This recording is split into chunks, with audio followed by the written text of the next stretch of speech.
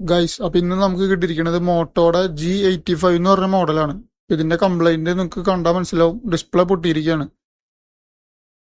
Display touch ഗ്ലാസും പൊട്ടി, LED ആ ഡിസ്പ്ലേയും പൊട്ടി. ഇപ്പൊ ഫുള്ളായിട്ട് നമുക്ക് ആ ഒരു കോമ്പ് മാറേണ്ടി വരും. ഇപ്പൊ നോക്കിയാൽ കാണാൻ പറ്റും. ഈ ഒരു ബ്ലാക്ക് ഇനി ഇങ്ങനെ വെച്ചുകൊണ്ടിരുന്നു കഴിഞ്ഞാൽ അത് കൂടി കൂടി വരും. അവസാനം അത് നമുക്ക് ഉപയോഗിക്കാൻ ബുദ്ധിമുട്ടാവുന്ന തരത്തിലാവും. ഫസ്റ്റ് തന്നെ നമുക്കിത് ഡിസസംബിൾ ചെയ്യണം. ഇത് അഴിച്ച് നോക്കാം. ഇങ്ങനെയാണ് ഇതിന്റെ ഉൾവശം ഇരിക്കണത്. പിന്നെ അത് നമുക്ക് കുറെ സ്ക്രൂകൾ കാണാം. ഈ സ്ക്രൂകളൊക്കെ റിമൂവ് ചെയ്ത് ഈ ഒരു ഇത് കവറിങ്ങും കൂടി അഴിക്കണം. ഓട്ടോയുടെ ബിൽഡ് ക്വാളിറ്റി ഒക്കെ അത്യാവശ്യം നല്ലതാണ്. പണ്ടേ അത്യാവശ്യം നല്ല ബിൽഡ് ക്വാളിറ്റി ഉള്ള ഫോണാണ് മോട്ടോറോള. ഇത് നമ്മൾ അഴിച്ചെടുത്തിട്ടുണ്ട്.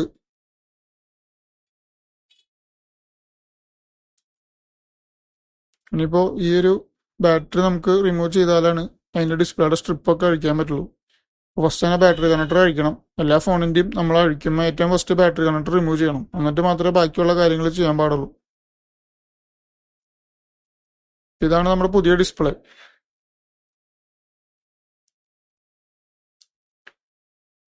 അത്യാവശ്യം നല്ല ക്വാളിറ്റി ഉള്ളതാണ്. ഇപ്പൊ ഒറിജിനലും ഇതും വെച്ച് കഴിഞ്ഞാൽ നമുക്ക് ഒരു യൂസർക്ക് പെട്ടെന്ന് ഇത് മനസ്സിലാവില്ല വ്യത്യാസം. അത്രയും ക്ലാരിറ്റി ഉണ്ട്. റീഫ്രഷ് റേറ്റും അത്യാവശ്യം ഓൾമോസ്റ്റ് ആ ഒരു ഒറിജിനലിൽ അത്രയും റീഫ്രഷ് റേറ്റ് തന്നെ നമുക്ക് ഇതിനകത്ത് കിട്ടുന്നുണ്ട്. അത്രയും സ്മൂത്ത് ആയിട്ടുള്ള ഡിസ്പ്ലേ ആണ്. പിന്നെ നമ്മൾ ഇങ്ങനെ വെച്ച് ചെക്ക് ചെയ്ത് കഴിഞ്ഞു. ഇങ്ങനെ വെച്ച് ചെക്ക് ചെയ്യുമ്പോൾ എല്ലാം പെർഫെക്റ്റ് ആണ്, വർക്കിംഗ് ഒക്കെ പക്കയാണ്. പിന്നെ നമുക്ക് പഴയ ഡിസ്പ്ലേ അഴിച്ചിട്ട് ഫിംഗറൊക്കെ ചെക്ക് ചെയ്ത് നോക്കണം. ഇപ്പൊ ഇങ്ങനത്തെ കംപ്ലൈന്റ് ഒക്കെ വന്നു കഴിഞ്ഞാൽ നമ്മൾ ഒറിജിനൽ ഡിസ്പ്ലേ ഇട്ടില്ലെങ്കിലും കുഴപ്പമില്ല. കാരണം നമുക്ക് അതേ ഒരു 90% അതേ ക്വാളിറ്റിയുള്ള ഡിസ്പ്ലേകൾ മേടിക്കാനായിട്ട് കിട്ടും. ഇപ്പൊ നമ്മൾ വലിയൊരു എമൗണ്ട് കൊടുത്ത് ഒറിജിനലിലേക്ക് പോകേണ്ട ആവശ്യമില്ല. ഇപ്പൊ ഇതാണ് ഇതിന്റെ ബാറ്ററി. ഈ കാണുന്നതാണ് ഡിസ്പ്ലേ സ്ട്രിപ്പ്, ഈ വളഞ്ഞു പോയേക്കണത്. അപ്പൊ അത് നമുക്ക് അഴിച്ചിട്ട് ഡിസ്പ്ലേ പുറത്തേക്ക് എടുക്കാം. ഇപ്പൊ നമ്മൾ പുതിയ ഡിസ്പ്ലേ വെച്ച് സെറ്റ് ചെയ്തിരിക്കുകയാണ്, റബ്ബർ ബാൻഡൊക്കെ ഇട്ട്. ഒരുപാട് ലാഗ് ആക്കണ്ടെന്ന് വിചാരിച്ചിട്ടാണ് അത് സ്കിപ്പ് ചെയ്ത് കളഞ്ഞത്. നമ്മൾ ഫിംഗറൊക്കെ ചെക്ക് ചെയ്തിട്ടാണ് ഒട്ടിച്ചത്. ഇപ്പൊ ഈ റബ്ബർ ബാൻഡ് കിടക്കുന്നതുകൊണ്ടാണ് ഫിംഗർ വർക്ക് ചെയ്യാത്തത്. ഇപ്പൊ വർക്ക് ഓൺ ആയിട്ടുണ്ട്. ആ റബ്ബർ ബാൻഡിന്റെ മുകളിൽ കൂടെ ഫിംഗർ വെച്ചിട്ടാണ്. എല്ലാം പക്ക തന്നെയാണ്. അത്യാവശ്യം അത് സെയിം പ്ലേസിംഗ് ആണ് നമുക്കുണ്ട്. സൈഡിൽ ഗ്യാപ്പ് കാര്യങ്ങളൊന്നും ഇല്ല. ഇത് മാറ്റിയതായിട്ട് പെട്ടെന്ന് ഒറ്റ നോട്ടത്തിൽ നമുക്ക് കണ്ടുപിടിക്കാൻ പറ്റില്ല. അത്രയും പക്കയായിട്ടാണ് നമ്മൾ ചെയ്തിട്ടുണ്ട്.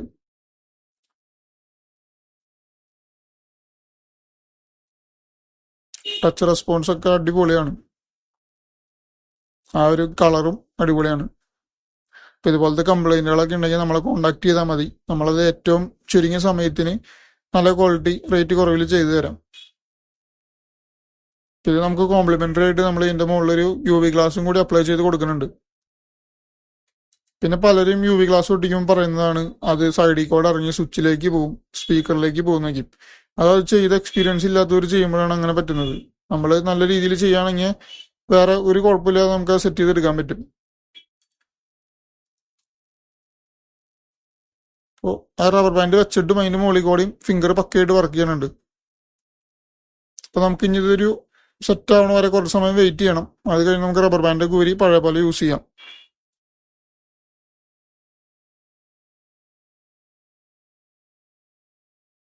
പലർക്കുള്ള ഒരു തെറ്റിദ്ധാരണ ഡിസ്പ്ലേ മാറിക്കഴിഞ്ഞാൽ പിന്നെ ഫോൺ കൊണ്ട് വലിയ കാര്യമില്ല എന്നൊക്കെ.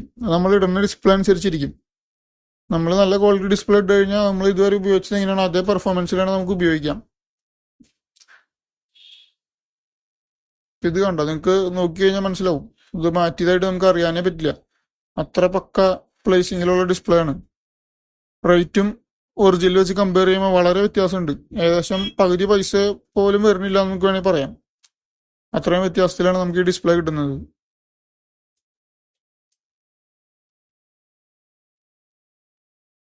സൈഡൊക്കെ നോക്കിയാൽ കാണാൻ പറ്റും, അത്ര ഫിനിഷിംഗ് ഉണ്ട്.